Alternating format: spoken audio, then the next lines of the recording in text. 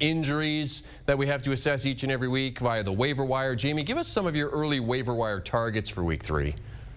So the two big injuries that we're going to be keeping an eye on, one is Saquon Barkley going to the Thursday game, which means Matt Breida could be popular off the waiver wire, but just keep in mind they're playing that tough San Francisco run defense. So Matt Breida, even in a potential revenge game against one of his former teams, not someone you want to lean on. But the wide receivers are definitely interesting in Josh Reynolds and Tutu Atwell. Reynolds now has a good track record going back to last year when the targets have been there for him, and they've been there in the first 2 weeks. Anytime he gets 6 or more targets, he's getting 12 or more PPR points, and did find the end zone for the Lions against the Seahawks. He's becoming a go-to guy for Jared Goff. Hunter Henry, as I mentioned, a tight end you can lean on, but also look at Jake Ferguson. Scored this week, 7 targets week 1. I'd love to see what he looks like in a competitive game, because especially with Brandon Cooks banged up right now, he's someone you could turn to and maybe get some quality production from.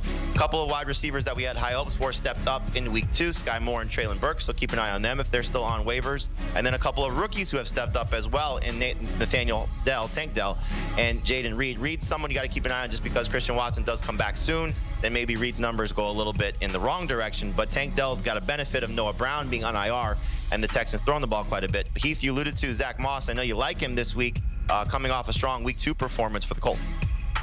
Yeah, the real question with Zack Moss is how long do we get to start him? Because the usage we saw in his first game, the complete opposite of what the Colts said they wanted to do at running back. I think in week 1 when Deion Jackson played so poorly, Evan Hull got hurt, all that committee talk went out the window. Zack Moss was a full-fledged feature back in week 2, handling all of the running back touches for the Indianapolis Colts. Now the matchup this week against the Ravens will be more difficult, but I do think if Gardner Minshew is playing quarterback, it's probably better for Moss. He'll get a higher share of the rush attempts, and he's going to see a few more targets from Minshew than he would from Anthony Richardson. I like Moss as a number 2 running back, at least for the next 2 weeks.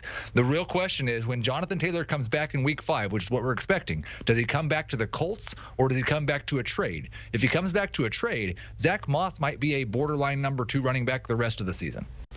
All right, we have 2 games tonight, and the NFL not even putting them back-to-back. They're going to have them staggered in terms of the starts, an hour apart. So lots of daily fantasy options for tonight. Take us through your FanDuel DFS lineups for tonight. Heath, you can lead us off here.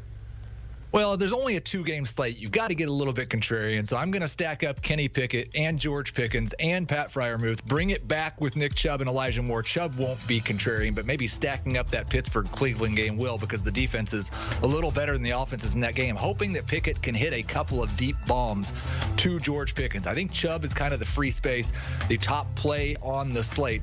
And then at defense, I went with the Panthers. I don't expect anyone to want to play them. I understand why, but I wouldn't be surprised if they get a pick or 2 off Derek Carr.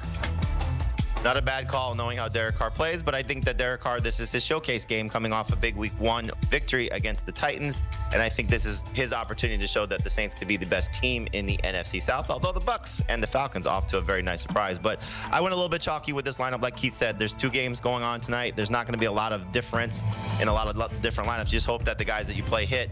And we know there's a big storyline brewing in Cleveland without Amari Cooper expected to play. So hopefully Elijah Moore and David Njoku step up in his absence.